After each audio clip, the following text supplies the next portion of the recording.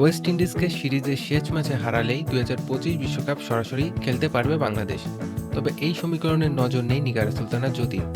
আপাতত বিদেশি সিরিজ জিতেই মুখিয়ে আছে বাংলাদেশ নারী দলের অধিনায়ক। দেশের বাইরে একটি সিরিজ অবশ্যই বাংলাদেশ আগেও জিতেছে। ২০২১ সালে জিম্বাবুয়েকে তাদের মাটিতে ৩ ম্যাচ সিরিজে হোয়াইট ওয়াশ করেছে বাংলাদেশ। তবে প্রতিষ্ঠিত কোনো দলকে এখনো তাদের মাঠে সিরিজ হারাতে পারেনি বাঘিনীরা। ক্যারিবিয়ানদের দ্বিতীয় ওয়ানডেতে হারানোর পর বিসিবির ভিডিও বার্তাতে জ্যোতি বলে, সমীকরণের চিন্তা এখনো করছি না।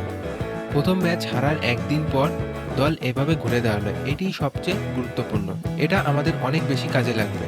দুটি পয়েন্ট গুরুত্বপূর্ণ ছিল। শেষ ম্যাচে আমাদের চেষ্টা থাকবে এটাই, সিরিজ জয়ের একটা চেষ্টা থাকবে। দেশের বাইরে আমরা কখনো সিরিজ জিততে পারিনি, অর্জন করতে পারলে আমাদের দলের জন্য অনেক বড় এক মাইন্ড ফলক হয়ে থাকবে।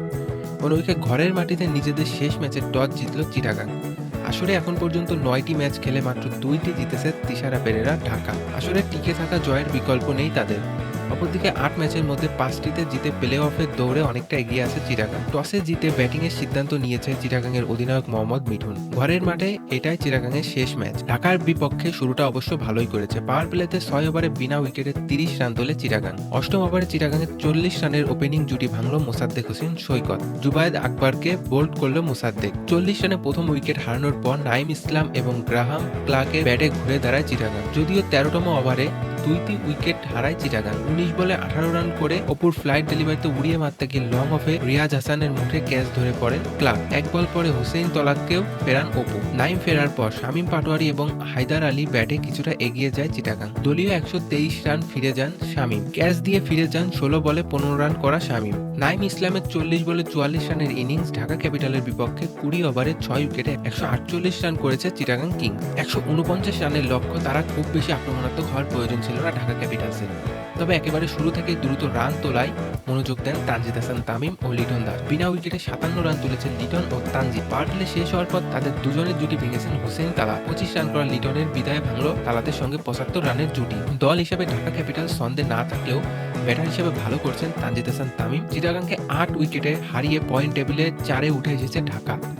শেষ ২ ম্যাচে তাদের প্রতিপক্ষ ফরচুন বরিশাল ও খুলনা টাইগার্স। বুধবার সকালে দেশের নারী ক্রিকেটে এলো দুটি জয়। সকালেই বাংলাদেশ নারী ক্রিকেট দলের ওয়েস্ট ইন্ডিজ সিরিজে দ্বিতীয় ওয়ানডেতে হারিয়েছে। এবার অনূর্ধ্ব ১৯ টি-২০ বিশ্বকাপ স্কটল্যান্ডকে হারালো বাংলাদেশ। এর আগে নেপালকে হারিয়ে টি-২০ বিশ্বকাপ সূচনা করে বাংলাদেশ। যদিও অস্ট্রেলিয়ার বিপক্ষে ২ উইকেট হেরে যায় দলটি।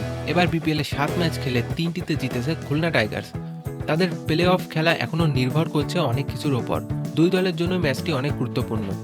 এমন ম্যাচে টস জিতে আগেই বোলিংয়ের সিদ্ধান্ত নিয়েছে খুলনা টাইগার্সের অধিনায়ক মেহেদী হাসান মিরাজ। আগে ব্যাট করতে নেমে শুরুটা ভালো হয়নি বরিশালের। এই ম্যাচে দলটি ওপেনিং করতে নামেন তামিম ইকবাল ও তহিদ হৃদয়। প্রথম বলেই সিঙ্গেল নিয়ে তামিমকে স্ট্রাইক দিয়েছিল হৃদয়। যদিও প্রথম বলে এলবিডব্লিউ হয়ে ফেরেন তামিম। পরের বলে ডেভিড মালানকে বোল্ড করে ফেরান মেহেদী হাসান মিরাজ। বল হাতে পেয়ে স্ট্যাম্প ভেঙে দেন উইকেট কিপার মাহিদুল ইসলাম অঙ্কন। ফলে ফিরে যেতে হয় মুশফিককে। ক্যাচ দিয়েছে ৩০ বলে ৩৬ রান করা হৃদয়। মাহমুদুল্লাহ অবশ্য শেষ পর্যন্ত টিকতে পারেনি। ৪৫ বলে ৫০ রান করে ফিরতে হয়েছে তাকে। শেষ বলে সিঙ্গেল নিয়ে বরিশালের সংগ্রহ ১৬৭ পর্যন্ত নিয়ে যান রিপন মণ্ডল। মিরাজের খুলনাকে ৭ রানে হারিয়ে জয় দিয়ে চট্টগ্রাম পর্ব শেষ করল বরিশাল।